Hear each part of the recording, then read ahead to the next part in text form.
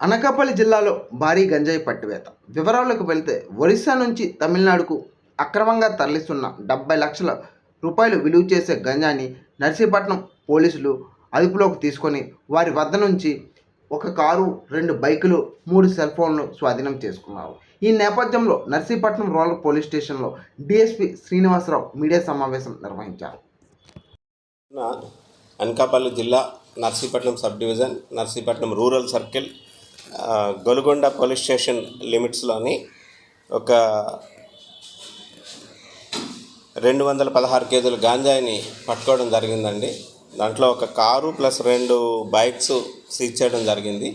ఈ వివరాలు ఏంటంటే, మన అనకాపల్లి జిల్లా ఎస్పీ గారు ఇచ్చిన సమాచారం మేరకు నర్సీపట్నం రూరల్ ఇన్స్పెక్టర్ గారు రేవతమ్మ గారు, Narsipatnam rural SI Rajarao, Golugonda SI Ramarao గారు మరియు సిబ్బంది వీళ్ళంతా కూడా గొలుగొండ మండలంలోని కొమిరి దగ్గర నిఘా వేస్తున్నారండి. నిఘా వేస్తుండగా అట్నుంచి ఒక కారు, దానికి ఒక 2 బైక్స్ అడ్వాన్స్ పైలట్ చేసుకుంటూ వస్తున్నాయి. ఇప్పుడైతే మన పోలీస్ ఇంటర్సెప్ట్ చేయడం జరిగింది. అడ్వాన్స్ పైలట్గా వస్తున్న ఒక Apache bike, Suzuki Gixxer bike మీద ఒక వ్యక్తి వెంటనే బండి వదిలేసి దూకి పారిపోయాడు.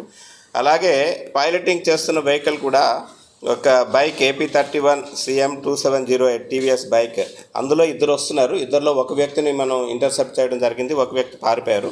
అలాగే కారును కూడా మనం ఆపి చెక్ చేస్తే కారులో సుమారుగా 9 బస్తాలు గంజాయి, దాన్ని వెయింగ్ వేస్తే ఒక్కొక్క బస్తాలు 24 కేజీలు చొప్పున 216 కేజీల గంజాయి మనకి దొరికిందండి. దీన్ని యాక్చువల్గా మనం ఈరోజు ఈ గంజాయిని మనం అరెస్ట్ చేస్తున్న వ్యక్తులు ఎవరైతే డెస్టినేషన్ పాయింట్ ఉందో అరుణ్ కుమార్ అని చెప్పేసి, ఈయనది బూడూరు గ్రామం, తిరువల్లూరు, తమిళనాడు అండి. ఈయన ఓల్డ్ అఫెండర్, ఈయన మీద కూడా కేసులు ఉన్నాయి. అలాగే తమిళనాడు నుంచే వచ్చిన A7 అండి, దినేష్ అని చెప్పేసి, ఈయన కూడా అక్కడ చిత్తూరు దగ్గర నుంచి వచ్చాడు. ఈయన మీద కూడా కేసులు ఉన్నాయి. ఈయన ప్లస్ ఇక్కడ మన దగ్గర పైలట్ చేస్తున్న వ్యక్తి మరియు సోర్స్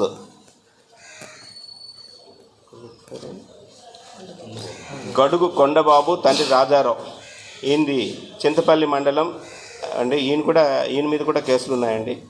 వీళ్ళంతా కలిసి ఏంటంటే ఈ సరుకుని జాన్బాయ్ అని ఒరిస్సాలోని చిత్రకొండ దగ్గర జాన్బాయ్ దగ్గర నుంచి కొని అక్కడి నుంచి పూర్తిగా మోతతో 3 రోజులు 16, 17, 18 3 రోజుల పాటు మోసుకుంటూ రోలుగుంట లిమిట్స్లోని ఒక విలేజ్లో, బుచ్చంపేట విలేజ్ దగ్గరలో వీళ్ళు డంప్ చేశారండి. డంప్ చేసిన తర్వాత వీళ్ళకి ఇన్ఫర్మేషన్ ఎవరైతే ఈ తమిళనాడు వాళ్ళకి ఉన్నదో వాళ్ళకి ఇన్ఫర్మేషన్ ఇస్తే వాళ్ళు కారు వేసుకొని వచ్చారు.